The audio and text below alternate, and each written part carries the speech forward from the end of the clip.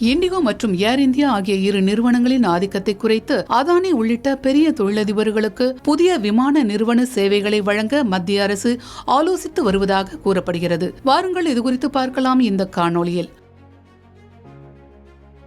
நமது நாட்டின் பொது போக்குவரத்து துறையில் விமான சேவையும் முக்கிய இடத்தை வகிக்கிறது. இந்திய விமான போக்குவரத்து துறையில் இண்டிகோ மற்றும் ஏர் இந்தியா ஆகிய இரு நிறுவனங்கள் உள்நாடு மற்றும் வெளிநாட்டு சேவைகளில் ஆதிக்கம் செலுத்தி வருகின்றன.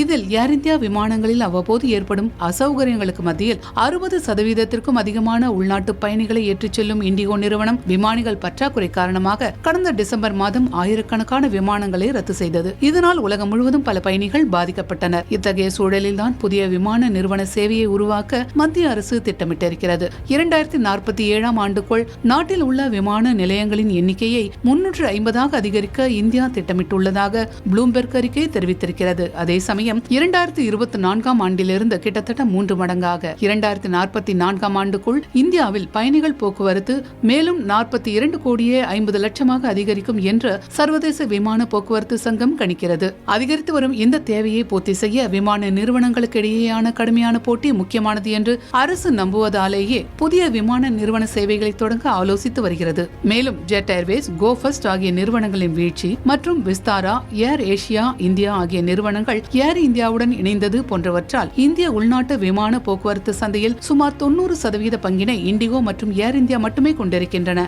இந்த இரட்டை ஆதிக்கத்தால் விமான கட்டண உயர்வு மற்றும் ஒரே நிறுவனம் சேவையை ரத்து செய்யும் போது பயணிகளுக்கு மாற்று வழிகள் இல்லாத நிலை ஆகியவை உருவாகின்றன. இதை கருத்தில் கொண்டு மேலும் புதிய விமான சேவைகளை உருவாக்க மத்திய அரசு முன்வந்திருப்பதாக கூறப்படுகிறது. மேலும் தற்போதைய விதிமுறைகளின்படி டெல்லி அல்லது மும்பை போன்ற விமான நிலையங்களை இயக்கும் நிறுவனங்கள் எந்த ஒரு விமான சேவை நிறுவனத்திலும் 10% மேல் பங்குகளை வைத்திருக்க முடியாது. இந்த 10% வரம்பை தளர்த்தி விமான நிலையங்களை நிர்வகிக்கும் நிறுவனங்களே சொந்தமாக விமான சேவைகளையும் தொடங்க அனுமதிக்கலாம் என்று மத்திய சிவில் விமான போக்குவரத்து அமைச்சகம் ஆலோசித்து வருகிறது. அத்தகைய எந்த ஒரு நடவடிக்கைக்கும் சட்ட அமைச்சகத்திடமிருந்து சட்டப்பூர்வ அனுமதியும் மத்திய அமைச்சரவின் ஒப்புதலும் தேவைப்படும். ஒருவேளை இந்த விதிமுறைகள் தளர்த்தப்பட்டால் உள்கட்டமைப்பு துறையில் உள்ள பெரிய நிறுவனங்கள் நேரடியாக விமான சேவையில் காலடி எடுத்து வைக்க முடியும். அதன்படி மும்பை சர்வதேச விமான நிலையம் உட்பட 8 விமான நிலையங்களை நிர்வகிக்கும் அதானி குழுமம் சொந்தமாக புதிய விமான நிறுவனத்தை தொடங்க வழிவகுக்கும். அதேபோல டெல்லி சர்வதேச விமான நிலையம் உட்பட